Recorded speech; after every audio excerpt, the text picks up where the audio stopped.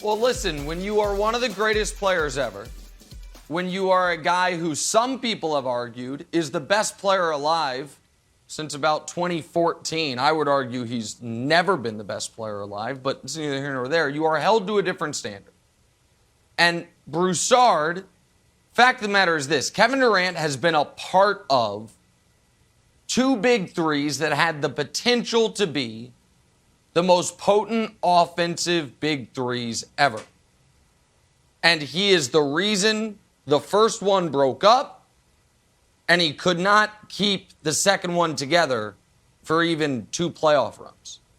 That's got to be on the ledger somewhere. Now, when I'm assigning blame for the Nets breaking up, where does Kevin Durant fall on it? I think Kyrie is actually above Harden, but I think Kyrie and Harden eat up 80% of the blame pie. I think Sean Marks, for his waffling on Kyrie go home, Kyrie come back, takes like 15% of it, and then Nash and Durant can split the remaining 5%. So I'm not laying this at the feet of Durant, but as they say, heavy is the head of the man who's never worn the crown, but folks pretend he does. I think that's the saying. And so, yeah, is that how it goes? You got to evaluate him on that standard. And this was supposed to be scary hours. And instead it was like a mildly frightening 22 minutes. And that's it. So that's not great. And it lowers the chances drastically of Durant ever getting past 2 rings. And for a player of his caliber, that's not great either.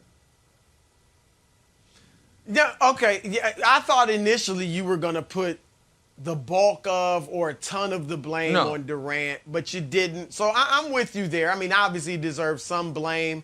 Him leaving Golden State, we look at that as, man, you just made a huge mistake, guy.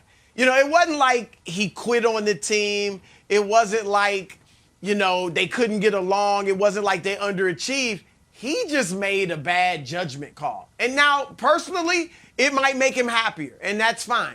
But from a basketball standpoint, from a legacy standpoint, it was the wrong move. Who knows how many rings they could have won in Golden State had he stayed there. So I'm with you on that, but I can't blame him for Harden leaving. I mean, Kyrie left LeBron.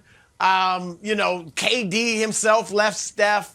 Kawhi left Kyle Lowry, who not that caliber player, but a good leader, and they won a championship together. So you can't blame the one player for another guy leaving. But I don't think Durant's a great leader. And I've said it before, he hasn't proven that he can lead, be not just the best player, but the leader of a team that goes on to win a championship. And all of this talk that I hear, Wilds, well, Kevin, have you talked to Kyrie about getting vaccinated? Nah, that's not my place. I don't, we haven't talked about that. Okay, Kevin, have you talked to James about, the situation in Brooklyn? Is he going to stay? Is he going to leave? Is he there? No, it's not my place. Did you try to make him say no? And now maybe he's lying to us and just doesn't want to bring us into what's really going on. But I'm going to take him at his word, Wilds.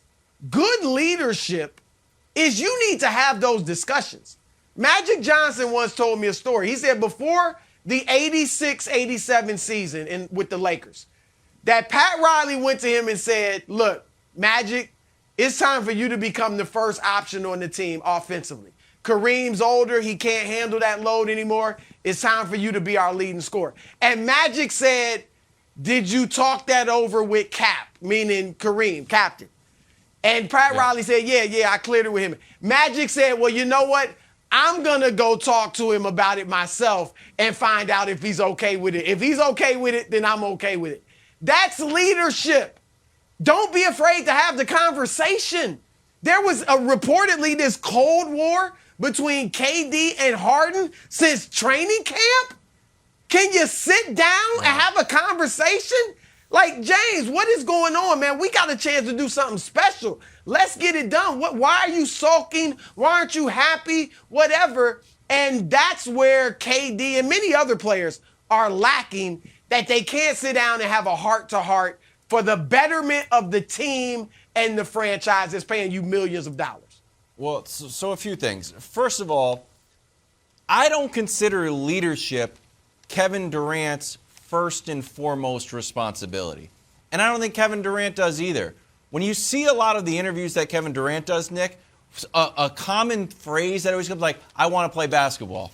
I just want, man, it's just basketball. I want to play.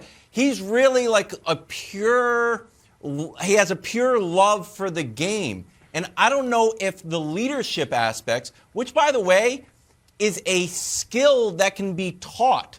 Executives all around every Fortune 500 company has executives going to leadership classes and workshops and all of these things. Yep. It's an investment that the organization has to make in the organization itself, in their leaders. The top CEO that you know has been to a leadership workshop class. I don't know if that's just the way it goes.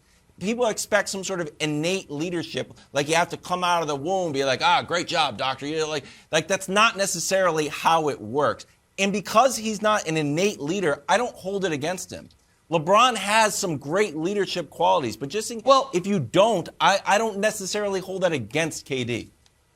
That's fine, but here's the thing. I said he's one of the 15 greatest players ever. You look at guys on that list that we say were amazing, unbelievable, unstoppable, but didn't win as much as we thought they should have. They weren't. Wilt, Shaq, KD, what they all have in common is undeniably great players. Didn't have the leadership part. Thanks for watching. Subscribe here to get the latest from the show. Also, be sure to check out more of the best clips from First Things First, or go watch a few segments from our other shows on FS1.